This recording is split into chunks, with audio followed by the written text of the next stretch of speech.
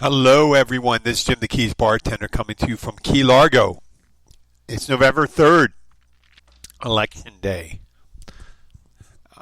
in the United States. I know we get a lot of listeners outside. We have you in India. I'd like to say hello to my Indian listeners. I appreciate you. But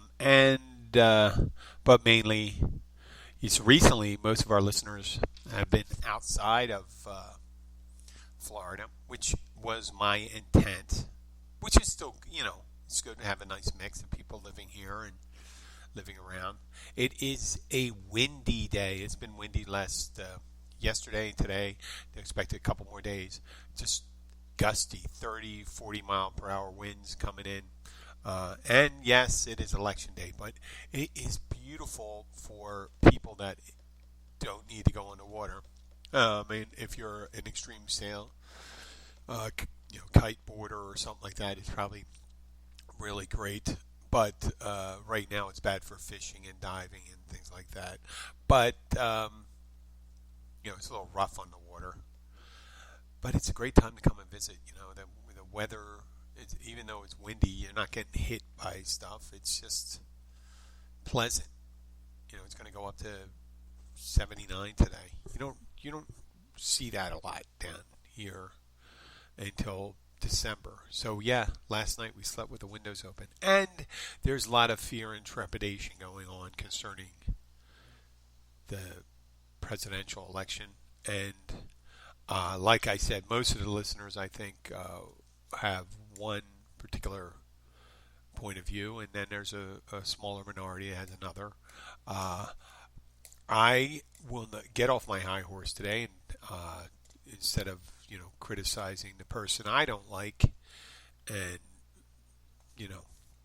I'll just let it be. But you need to go out and vote if you haven't voted yet. If you're an American citizen and you're eligible to vote, make sure you vote.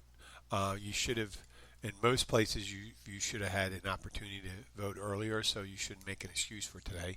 Today is one that, once again, if you didn't vote after the election, shut the fuck up. I don't want to hear this. They're both corrupt thing and all that stuff, and then hear you complain for 4 years.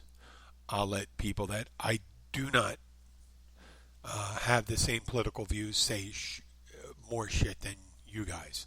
Oh, the title of the show is the 1980 Copper Impala Station Wagon. And yes, I realize the picture I put on the episode is not an Impala, but it's close enough. Actually, the Impala was an uglier. It was faded copper. I had it. I owned it not in 1980, which I don't know if it's worse. If you owned a 1980 copper-colored station wagon, single guy, if you owned it when it was brand new, unless you need a station wagon or something like that, or because you had a family, or if you bought it used. Now, I bought it used because I think it was $300, $400 I bought it, and it ran great. But it was one ugly car. It was beige vinyl interior, copper on it, faded copper, worse than that was kind of gold, the one you see on the episode.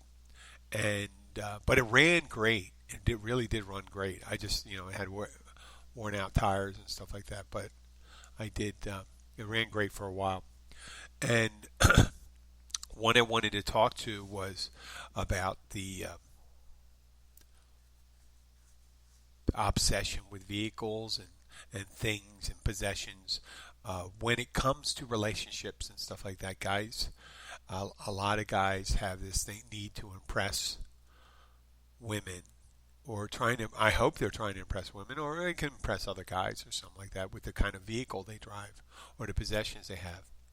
And, the sharper or the more trendy the thing, like if you had a Tesla Model X or a Porsche. Did they even make the 911 anymore? Whatever it is, the Porsche Cayenne, that SUV, or something like that. There's some people have it for status and things like that. But let me tell you about the copper color station wagon, and I'll tell you about let me tell you about the kind of cars I had growing up. Even uh, I I've never once owned a brand new car except when I was driving I didn't own it, but except when I was driving a demonstrator when I was selling cars my last year in college, and on the in the summer. The last let me think about it. I'll start out. The first car I had was a 1967 Malibu, midnight blue, mag wheels, moon hubcaps. It was a beautiful car, beautiful midnight blue. Um, it wasn't a big engine. I think it was a 307, straight six inside it. But that was a great car. But I did the thing about it, and I'll relate it to the story. I was just 16 then when I got that car, and I had it for 1.5 years, 2 years. I think the pistons went in. They shot a couple piston rods in that vehicle, but then eventually I sold that. And the next vehicle I got was, well, actually my father helped me purchase too, was a Ford Fury. And I think it was like a 1970 Ford Fury. And they were big ass tanks. I think it was a four-door, if I'm not correct. I think it was a four-door. Or no, it could have been. It was just a big car, and it was a big coupe with this big ass swinging doors, and that may have been copper color. And after that, I had a 1980. I had that for a little while, and then when I was in college, I was just borrowing my father's car most of the time. And then I had, towards the end of college, I had a white 1980. Look at that, it's 3 cars in the 1980s, but as you go further away from 1980, it's decidedly bad. I bought this car. It was a 1980 AMC Hornet with a Levi interior, and it was crappy Levi upholstery. It's just like having a brand new denim you're sitting on, and denim brand new sucks. You need to have that pre-wash shit. And my brother drove it into a bridge. That was the one. My brother put a Bose stereo in it. I had bought the vehicle for $100 for my brother-in-law. It lasted for like 3 years. It was a little, straight. I think it was straight six, but it ran great. It was easy to fix and all this. So my brother ran into a bridge. I had replaced a fender on it. He put a Bose stereo in it, and it was easily worth 2.5 times what I purchased the vehicle for. And he parked it near a elevated train station in Philadelphia, and someone broke the rear passenger mirror to get a mirror window in order to take the stereo, I think. So that was that. And then there was a couple years lapse, and then I had a copper colored wagon, and that was. I used another one for my friends in Philadelphia may remember this little. I had this. The company car was a little Chrysler Town and Country wagon, but prior to the Town and Country, and I had a Bonneville. I had a Pontiac Bonneville too. So,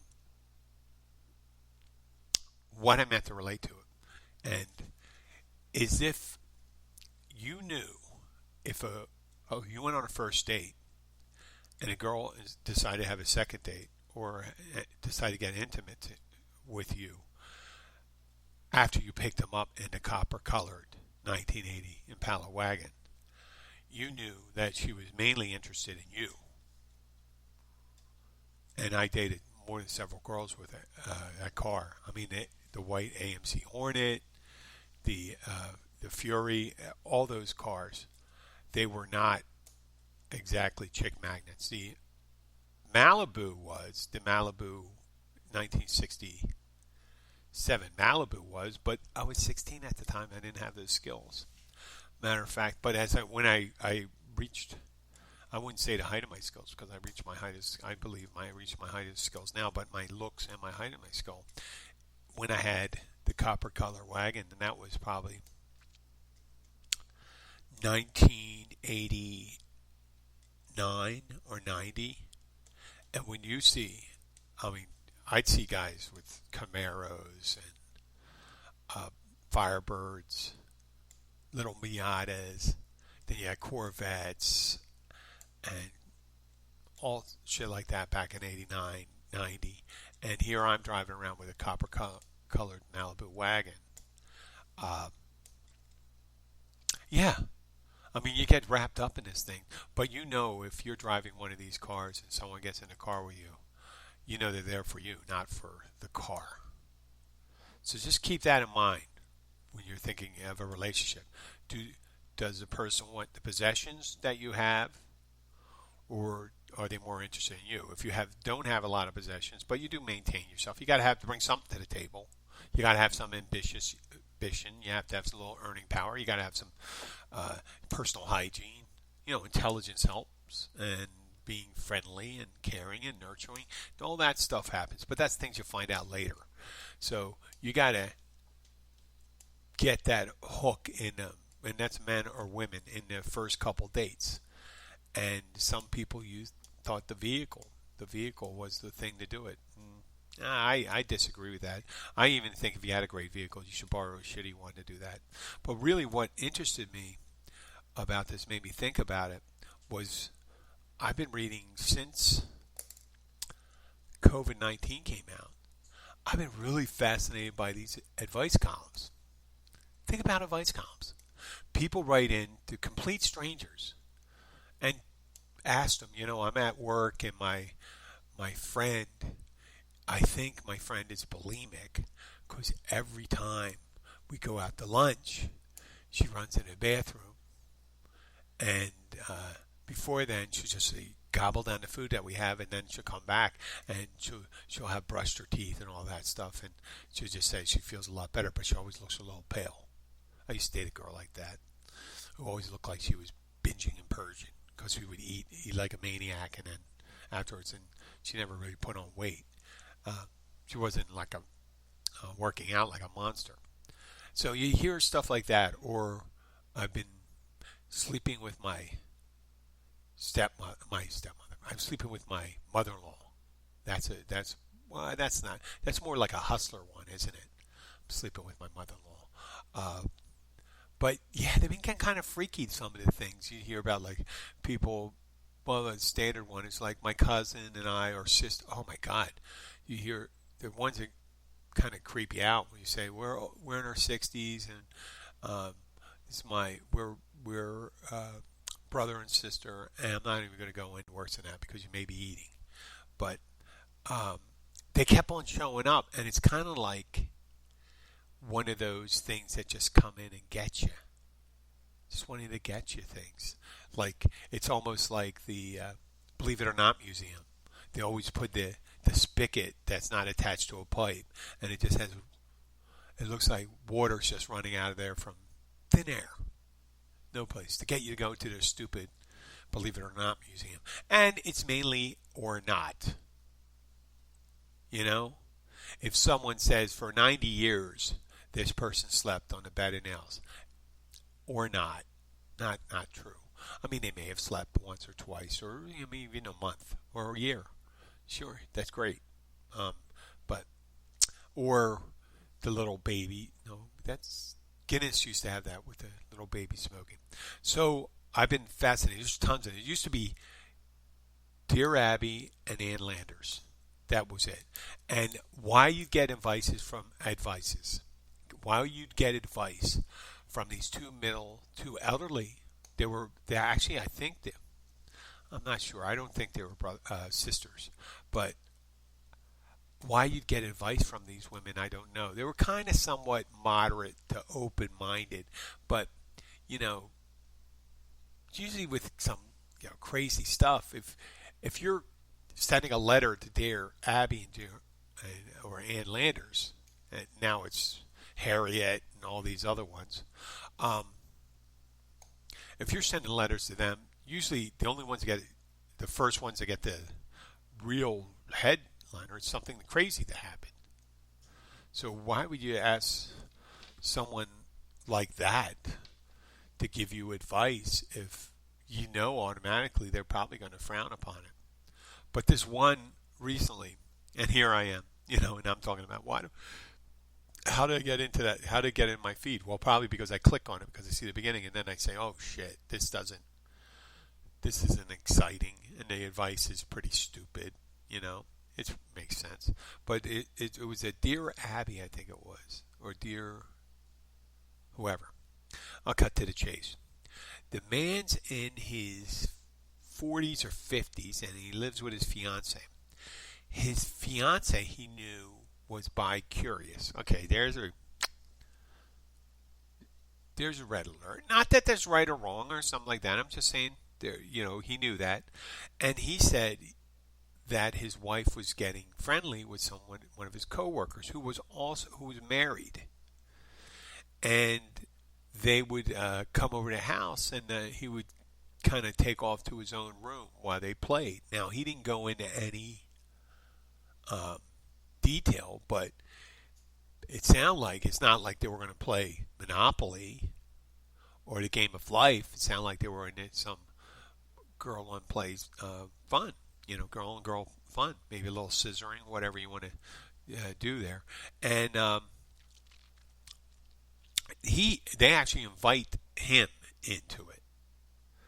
So there's a whole thing to unpack right there. And he goes,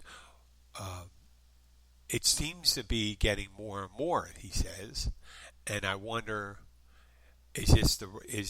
should I be worried? Okay. So your fiance is inviting someone else over of the same sex, which it would be just as bad if it was someone of the opposite sex. So I don't see it any worse or less. But either you're on board with it or you're not. I mean, obviously, it sounds like you're somewhat on board with it. If it doesn't bother you, is someone telling you that you should be upset? Because if you didn't say no in the beginning, I'm not happy with this, or just leave, then obviously that's not a deal breaker for you. So you must love the woman. So if that's all right, talk it out. Say, hey, listen, this is the way it is. I'm not going to join in. Maybe, I don't know if it's because the other woman may not be super hot. Maybe he's much more attracted to his fiance than he is to the coworker. Or he's not interested in that thing. That's always a real thing. But it's kind of interesting that you wouldn't be interested in that thing, and then your fiance would, but you're not seeing a red flag go up. Just a big interest, it's like, oh my, and I'm not equating being bisexual or gay to being a serial killer, but it is a big difference of lifestyle if your mate is going to be swinging by, with having same-sex relationships while you're having a opposite sex, a heterosexual relationship, and she's having on the side, she's having, and if she says bisexual, what could there be a guy one day? Could be a guy. Would you be okay with that? And if the answer is yes with that, then I would say, and if you don't have, they didn't answer. I don't know if they answer this way, but most of the time they say, yeah, listen, they the person. Normally when you get engaged, you usually set the important things like, well, I accept if we're going to get engaged, that means we're going to be married. And if you're going to get married, that means just the two of you. Unless you're in some kind of group that believes in plural marriage, which, like I said, is fine as long as you agree on it. That's okay. If it was open, if the plan was open before you were getting married, no problem. But why the fuck would you get married if it was open? I don't understand an open marriage. It's more of a business situation then. If you get married and you fuck around with other people and they know about it. I mean, I understand the jealousy thing and stuff. And there's another thing. You just got to remember when someone's experimenting outside, they're traveling outside your relationship and stuff like that, there is always a possibility that they will get more interested in someone they met. And it's always a little more exciting. That person is always more exciting than a person that they've seen their dirty, skid-marked underwear go in the wash. The other person is so much more, they have not walked in the bathroom after they had a particularly bad Mexican meal. They have not been into contentious arguments over finances or where to go on vacation or who to see on Thanksgiving. So all these relationships are going to look good, and it's purely physical. They're purely physical, so they're already going to be a little more excited than they are to see them than to see you, where your relationship is somewhat physical, I'm assuming, because if it isn't, why the fuck, once again, would you want to get married? Is it the dying alone thing? Okay, then you got to parse that in there. So if you hope one day that it's just going to be you two hanging out, gardening together, going to the supermarket, shopping for furniture online, deciding whether you want to go on a cruise, all-inclusive, or an adventure vacation, or something like that, then, if you don't have a problem every couple weeks that someone's going to be coming home with someone else, and you're going to be there, then have at it. But just beware that relationship is not, and what a lot of people say that monogamy is not natural in human beings. I believe that when I was younger, that was the truth, and it's always exciting to get a little strange. Very exciting. But you don't know that other person. When I say you don't know that other person, I'm not just talking about what STDs they may have or what psychological problem they have, that they're planning on eating your liver or making a lamp out of you. I'm talking about you don't know how they are when there's a little contention going on in your lives. Whether if they're generally a positive person or a negative person. It's amazing how many people get involved with negative people and they just, they say, I can't understand it. This person's so freaking negative. They're bringing me down all the time. I hate to be around this person. I said, you married them? You didn't know this? You see, and people do change. People do change, and, when your body ages, sometimes the physical discomfort of it can change your demeanor. But some people that are more anchored in their self-assuredness of what kind of person they are, they don't have a tendency not to change as much.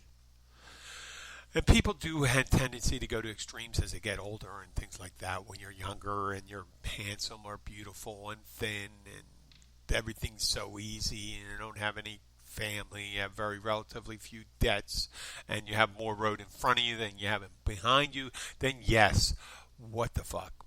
But Jesus Christ, you're about to get married and you're writing someone in the newspaper about your relationship. Someone you don't know. You know from their example and stuff like that, but you don't even know. You get the letters you see the letters of people responding sometimes. They say, oh, thanks for advice, it really worked. I mean, you get it. You solicit advice from a stranger and you take it to heart.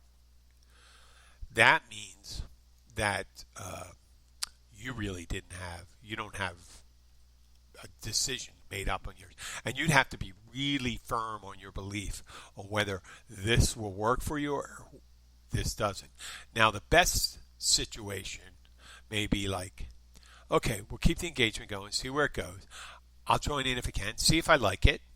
If I like it, great. So what? We'll have a good time together.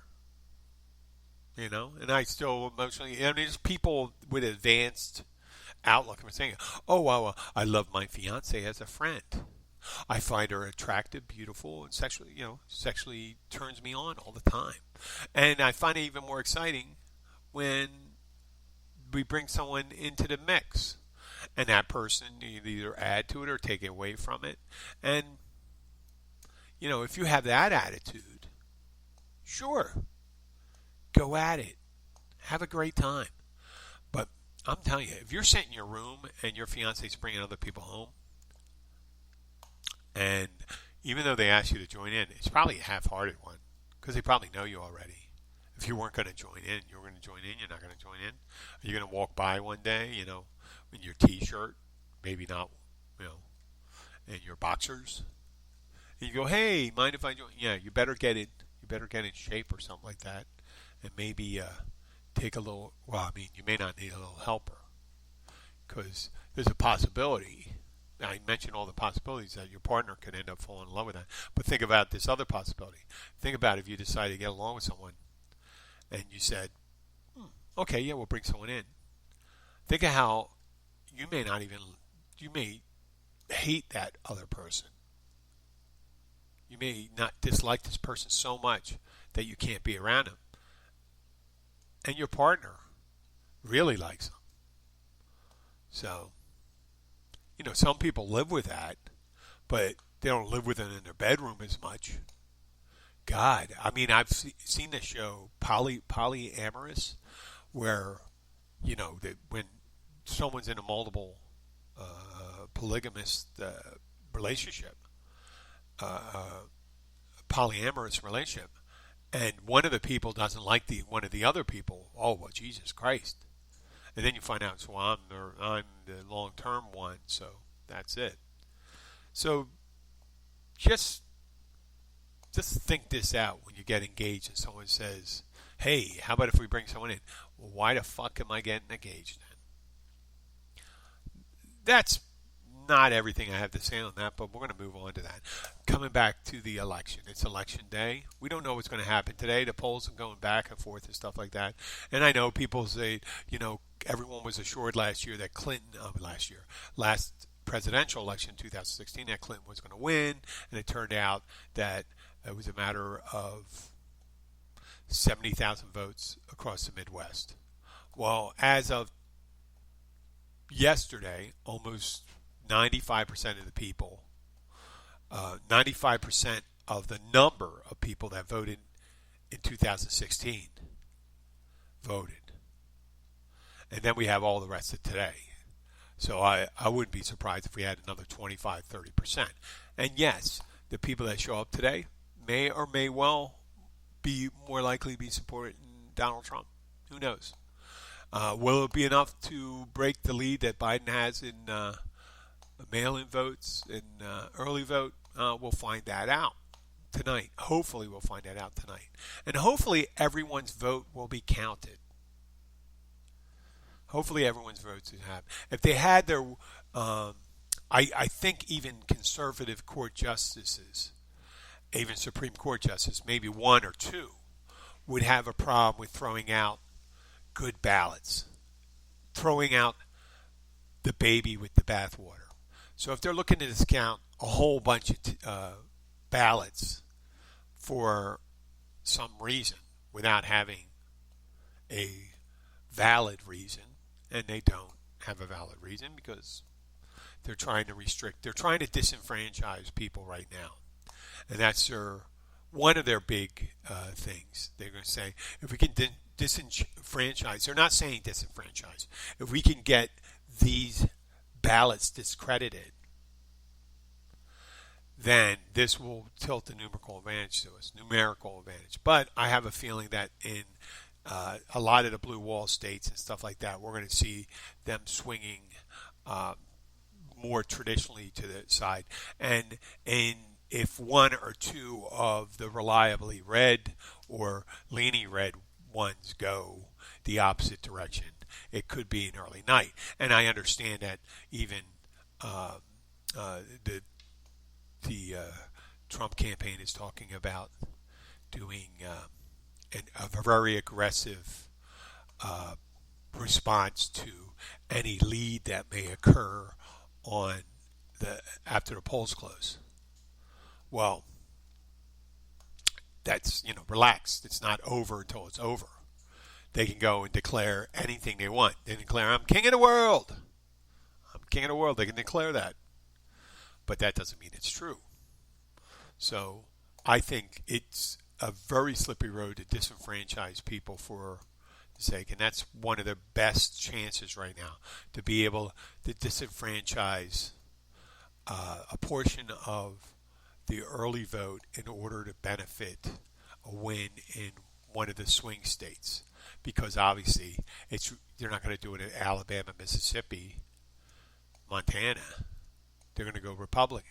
So why even mess around with that? They'll let them go. But in swing states, in Texas, Florida, Arizona, Pennsylvania, maybe North Carolina, but they're going to contest all the votes that are going against them, even the military votes. You mentioned something about the military, absentee military votes.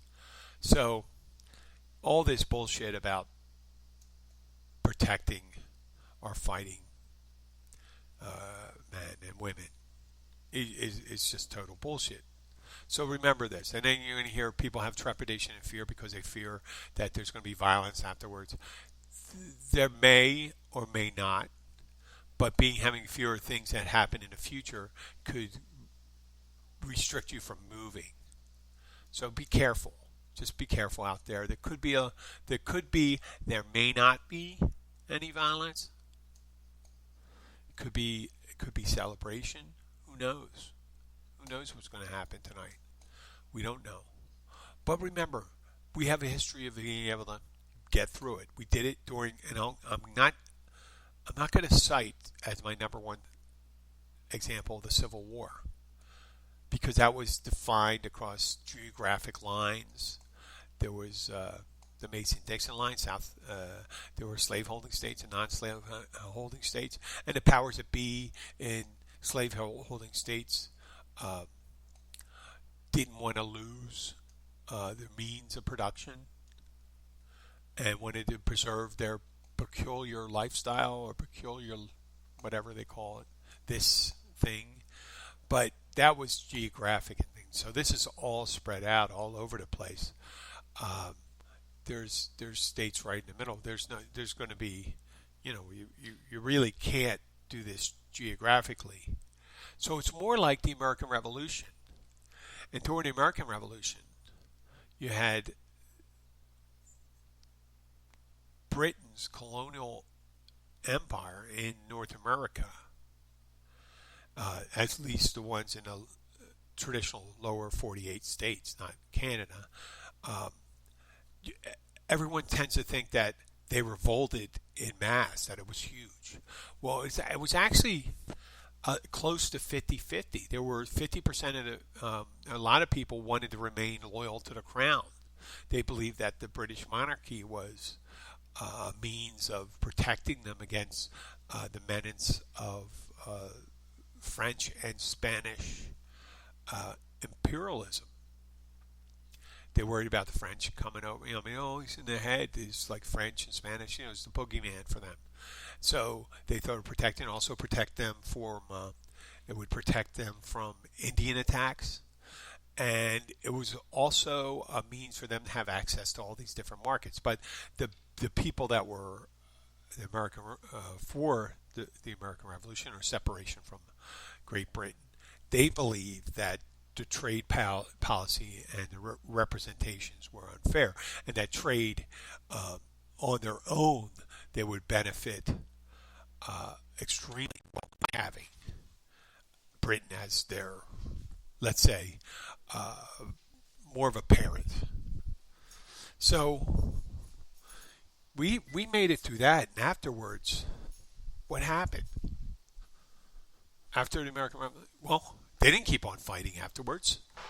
There wasn't, once the war, eventually there were battles that occur. There are always battles that occur after they're done, but it was, actually the battles were done probably a year before they signed the treaties with Britain, making permanent the separation. And King George III King George of England accepted it. And some of the loyals left and went back to the, I was going to say United Kingdom. I don't think it was, but they went back to Great Britain and lived there. And some of them stayed. Yeah, some of them stayed and stayed. And then it became part of the political process. And it was pretty hateful, that stuff going on in revolution. There were spies. Some civilians were hung.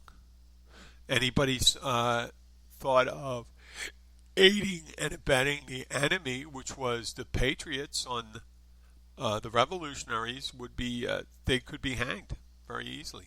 Just no problem. You just have a magistrate do that.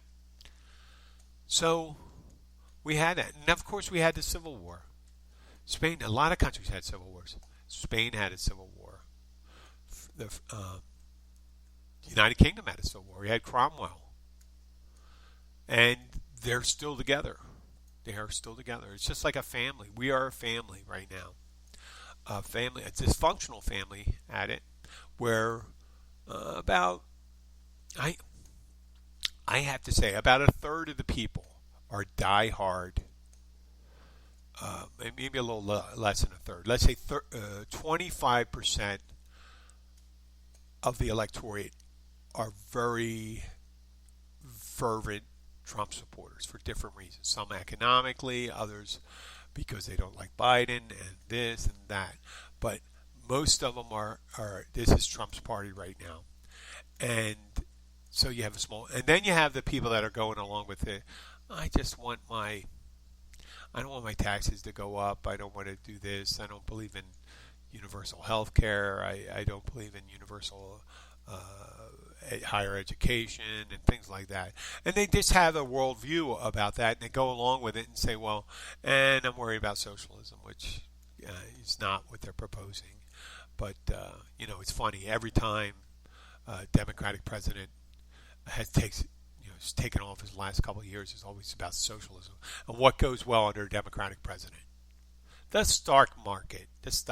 Under Clinton, under Obama, the stock market did well. So there's rich people. It's not like there's no rich people. Matter of fact, there's just a greater gap when there's a Republican. And when this one, I don't know how he's getting these toothless meth people in these rural counties to support him and to show up, thinking that he has anything to do with it. He doesn't really care about him, but that's that. And we'll find out at the end of the day. Now, we'll find out tonight. It'll be if it goes with the vote that's brought in. If Biden wins the electoral votes, then it should be, it'll be a little nasty maybe because Trump won't want to leave and things like that. He may try to do kind of like a blow everything up the last couple of months because he's afraid of what's going on. Hey, you got the Supreme Court. You got the Supreme Court now. So he'll have to fight that out. He'll have to try to fight it in a court. Eventually, the court will have a choice. It says, "Listen, we can disenfranchise people, or we just say we got to. It's Biden is the next president, and that'll be it." Same thing goes with Trump. Trump wins tonight legitimately, but it'll have to be in states where they counted all the mail-in votes. I mean, obviously, there's states where he's going to be probably winning by 5-6 points, some of those ruby red states. But there's other states, you can't do that. So I think with a Trump win, will be dragged out. With a Biden win, it'll be a lot shorter. I'm not declaring either one at that. I think there's a much greater chance that Biden will win tonight. I believe he'll win by over 10 million popular votes and at least 30 more, probably like 300 or more electoral votes. I mean, it's definitely not going to be a landslide, but it's definitely be a lot more popular votes for Biden, and it'll work out to be about 50 more electoral votes for Biden also. That's my call, but I've been wrong before, and if I had the podcast before, which I hadn't had the podcast before, I was thinking about the chronology of this, that I did not, I had an idea that maybe I would like to do a podcast at the time of elections, but some personal things were going on in my wife's family at the time, so I didn't do it. And then I think it was March of 2016, I said, man, that would be pretty cool if I did that. I think if I had a podcast, and then I just went ahead and did it. Crappy or not, I apologize for some of the shit that went out. Also, I'd like to address, there's always someone that comes to me and says, you know what, you should have me on your podcast. I would love to talk on your podcast. And then they listen to a couple episodes. They say, oh, I have something really important to say. I have it about this issue. I have it about that issue. Well, what happens with most people when it rubber hits the road, when they are about to be interviewed, a lot of times there's fear and trepidation, much like this election. They're afraid, well, what if I sound stupid? I've sounded stupid for almost every episode I've done. And that hasn't stopped me. And hasn't stopped people from doing stupid things. You know, this is the great equalizer right now. If you have something to say, say it. This is Jim the Keys Bartender. I'm probably going to do a recorded episode a little later, but thank you for listening. Please share this episode with your friends. I don't know if it's going to be interesting. I talked a little politics, but then I talked about relationships. I talked about cars. Sometime we should talk about erectile dysfunction. That'd be funny. Kind of, little personal. I don't have erectile dysfunction. I hate that word, ED. Well, I mean, it does, there is a thing called ED, but I mean, I don't hate the word. How did I get there? Okay, let me get back to this. If you like Keys Bartender podcast, share with your friends. Download more episodes. Have some funny episodes. Go back to some of the old ones. This is episode 340. 340. You fucking believe that? I mean, I think in probably this time, right by Christmas next year, I might have 500 episodes. 500 fucking episodes. That's crazy, man. It's hard to believe. But share it with your friends. Send me an email if you have any questions. My name is Jim, and you can get me at Jim at the Keys Bartender at keysbartender.com, or you can join us on Facebook, Keys Bartender, or Instagram or Twitter. I don't do a lot of tweeting. I can't wait until Twitter calms down and we just do, some poignant. Like, no, this is what I'm eating today. This is what I ran to. Oh, this is what my shirt looks like. Well, that's great. Not just tweets about the stream of consciousness, much like my podcast. Well, thank you for listening, and take care. God bless, and I'll talk to you next time. Bye.